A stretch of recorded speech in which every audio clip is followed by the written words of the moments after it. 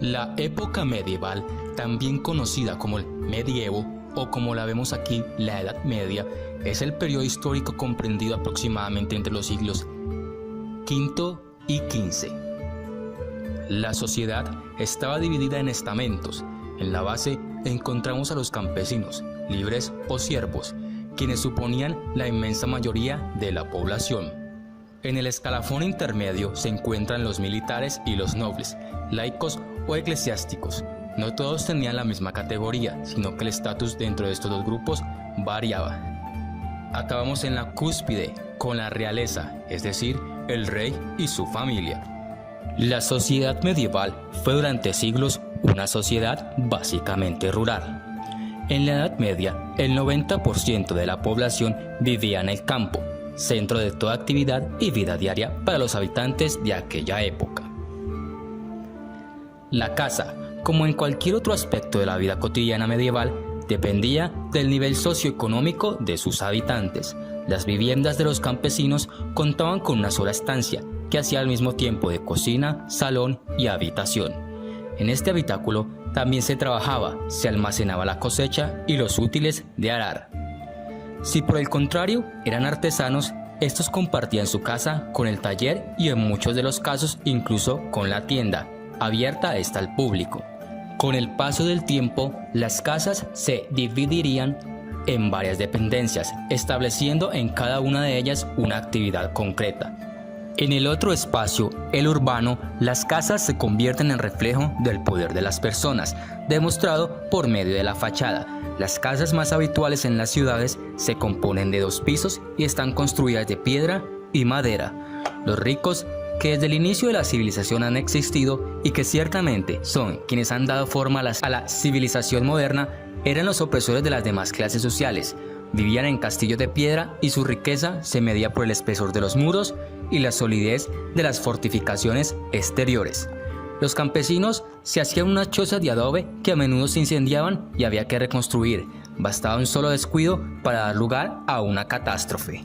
Al no haber alcantarillado ni sistema alguno de conducción de aguas, las calles de las ciudades, fortalezas o aldeas la mayor parte del año parecían un pequeño riachuelo. Por supuesto, el mal olor era parte de la cotidianidad. Esto favorecía la difusión de las epidemias y pestes, siendo más notorio en las grandes ciudades donde las ratas propagaban los agentes difusores de enfermedades. Tan grandes eran las epidemias como la peste negra en el siglo XIV que muchos hombres las consideraban testimonio del fin del mundo. El mobiliario o ajuar presente en los hogares era escaso. En las casas más humildes estaba compuesto por aquellos muebles imprescindibles como la mesa, las banquetas, un arca para guardar la comida o la cama, que llegara a convertirse en el elemento diferenciador. El material habitual para los colchones era la paja, aunque las clases acomodadas podían disfrutar de uno hecho de plumas que recubrían con sábanas o calientes mantas de pieles. El soporte de las camas podía ser bien un tablón de madera o varias sillas puestas en fila. Este último, el común en las zonas rurales donde la cama era compartida por toda la familia. En las casas donde el dormitorio estaba separado, era la estancia más privada, donde se guardaban los pocos objetos de valor que pudiesen tener.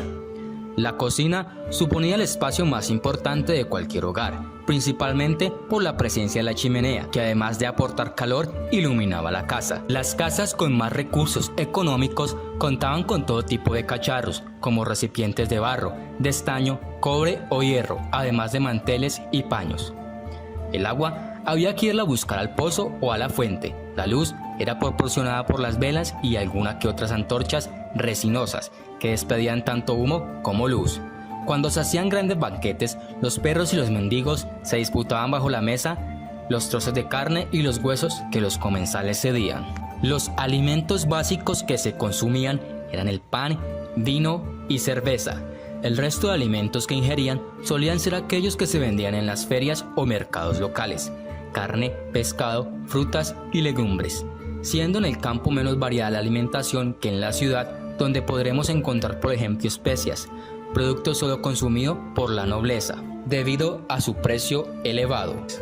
La comida más importante del día en la Edad Media era la cena, cuando por ejemplo los privilegiados hacían mayor ostentación de sus bienes con grandes comilonas en las que, como indica un estudio reciente, podrían llegar a ingerir hasta 3000 calorías.